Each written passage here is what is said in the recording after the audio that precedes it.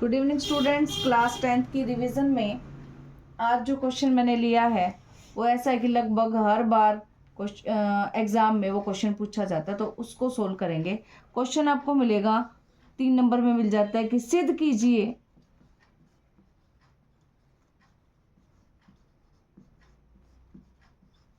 कि वर्गमूल 2 एक अपरिमेय संख्या है।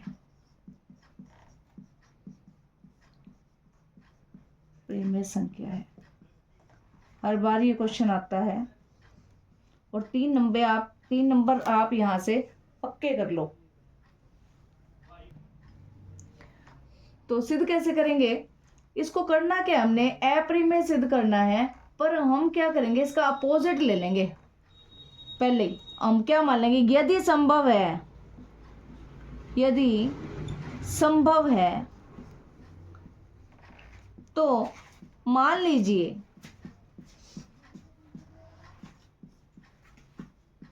कि वर्गमूल 2 एक परिमेय संख्या है। समझ आ रही है बात आपको कि हमने प्रूव क्या करना है, अपरिमेय संख्या प्रूव करना है, पर उसका उल्टा लेके चल पड़े कि नहीं, अगर ऐसा संभव हो कि अपरिमेय है ही नहीं, हमने मान लिया कि यदि संभव है तो मान लीजिए कि वर्गमूल 2 एक परिमेय संख्या, इनके अपरिमेय नहीं है। अब हमें पता है कि अगर परिमेय संख्या है तो परिमेय संख्या कौन सी होती है, जिसको, तो क्या क्या हो सकता है फिर, अगर परिमेय संख्या है तो वर्गमूल 2 को a/b के रूप में लिख सकते हैं हम, परिमेय है तो। कंडीशन क्या होती है हमें पता होता है, जिसमें, या उसके बारे में लिख रही हूं मैं, a और b हमने क्योंकि खुद ने माने, तो जिसमें b का मान कभी भी 0 नहीं होगा। और क्या होगा फिर, a और b का, सॉरी, HCF जो है a और b का वो 1 होगा।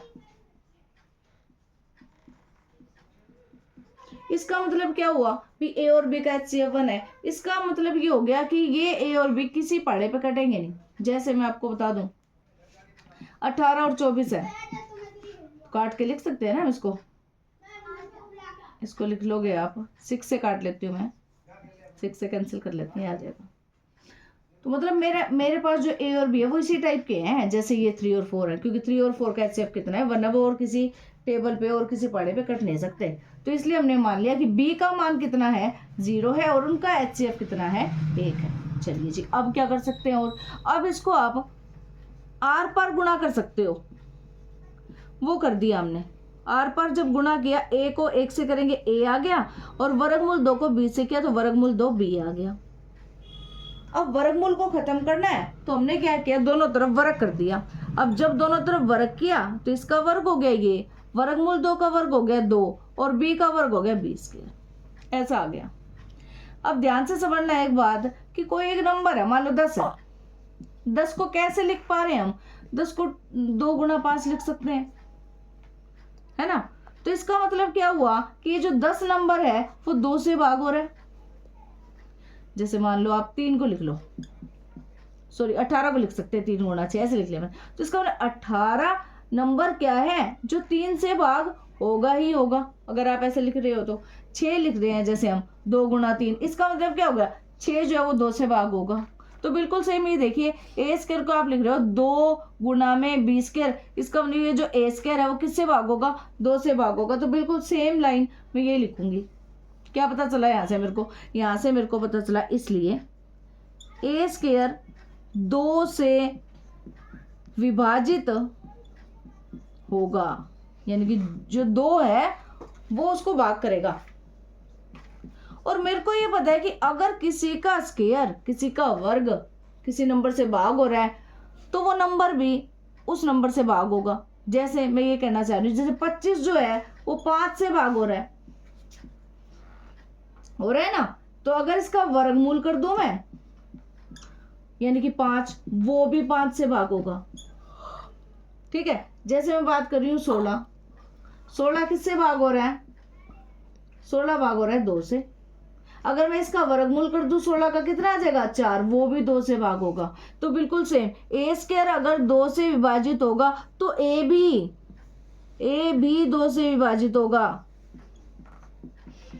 तो ए भी 2 से विभाजित होगा। यहाँ तक आपको समझ में आ गया होगा कि हमने किया क्या है, प्रूव करना था कि वर्गमूल 2 को सिद्ध कर दो कि ये तो एप्रिम है। हम उसका ऑपोजिट लेके चल पड़े, उसका उल्टा लेके चल पड़े कि नहीं, अगर संभव है, अगर पॉसिबल है, तो हमने मान लिया कि वर्गमूल 2 तो एप्रिम में नहीं है, तो कैसा है, प्रिम में है। ये लिखा मैंने प्रिम में है। और अगर प्रिम में है तो उसको ऐसा लिख सकते हैं, कैसा लिख सकते हैं, उसको बटे में लिख सकते हैं। और बटे के लिए कंडीशन है कि जो बटे वाला, ये जो हर हमारे पास है बी, वो बी कैसा नहीं होगा, 0 नहीं होगा। और ये जो ए और बी लिए हैं, अभी मैंने क्लियर किया, आपको बताया था कि ए और बी का HCF 1 होगा, मतलब ये और किसी पढ़े पर नहीं कटेंगे। ठीक है, तो उसके बाद हमने क्या किया, आर पर गुणा कर ली, ए को 1 से गुणा किया, ए आ गया, और वर्गमूल 2 को बी से गुणा किया, वर्गमूल 2 बी आ गया। अब क्योंकि हम वर्गमूल को खत्म करना चाह रहे हैं, दोनों तरफ हमने वर्ग कर लिया, तो ए का वर्ग ये आ गया, वर्गमूल 2 का वर्ग 2 आ गया, और बी का वर्ग बी स्क्वायर आ गया। जैसा कि अभी बताया कि अगर किसी भी नंबर को हम लिख सकते हैं, जैसे 10 को लिख सकते हैं 2 गुणा 5, तो 10 किससे भाग होगा, 2 से। बिल्कुल सेम मैंने लिख लिया कि ए स्क्वायर किससे भाग होगा, 2 से।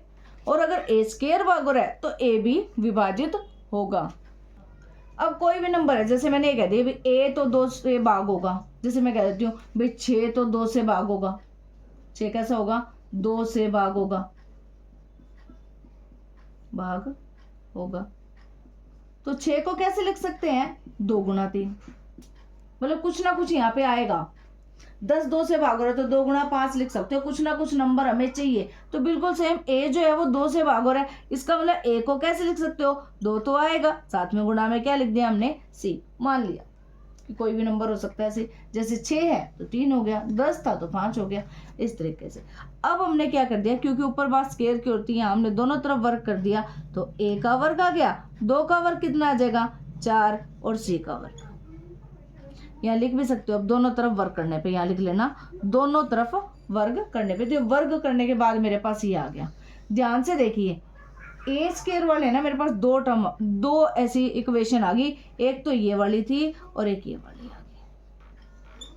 समीकरण 1 और 2 से मेरे को क्या पता चला, समीकरण 1 और 2 से मेरे को ये पता चला भी ये भी ए स्क्वायर के बराबर है और ये भी ए स्क्वायर के बराबर है। इसका मतलब ये तो आपस में बराबर होंगे, लेफ्ट हैंड साइड बराबर है, राइट हैंड साइड भी बराबर होगी। इसका मतलब 2b स्क्वायर किसके बराबर आ जाएगा, 4c स्क्वायर के। यहां तक सही है। अगर दोनों तरफ 2 से भाग कर दोगे, अब क्या बच गया हमारे पास, बी स्क्वायर बराबर जो 2c स्क्वायर। बिल्कुल सेम यही वाली बात आ गई जो मैं यहाँ कर रही थी आपके साथ। क्या किया था हमने, यहाँ पे ए स्क्वायर बराबर 2b स्क्वायर था, तो मैंने कह दिया था भी ए स्क्वायर 2 से भाग होगा, तो सेम कंडीशन ही आ गई कि बी स्क्वायर किसके बराबर आ गया, 2c स्क्वायर। इसका मतलब क्या हुआ, इसका मतलब ये हुआ कि बी स्क्वायर जो है वो 2 से विभाजित होगा। और अगर बी स्क्वायर हो रहा है, देखो ए स्क्वायर हो रहा था तो ए भी हुआ था, बी स्क्वायर हो रहा था तो बी भी होगा, बी भी 2 से विभाजित होगा। अब ए भी भाग हो रहा है 2 से, बी भी भाग हो रहा है 2 से, इसका मतलब उसका HCF, उसमें से कॉमन हाईएस्ट कॉमन फैक्टर उनका जो भी हम 1 लेके चले थे वो तो 2 आ गया, 2 से भाग ये भी, 2 ये भी, तो इसका मतलब HCF जो है किसका, ए और बी का। या फिर उससे पहले आप एक लाइन और लिख लो कि इसका मतलब ये हो गया ए और बी दोनों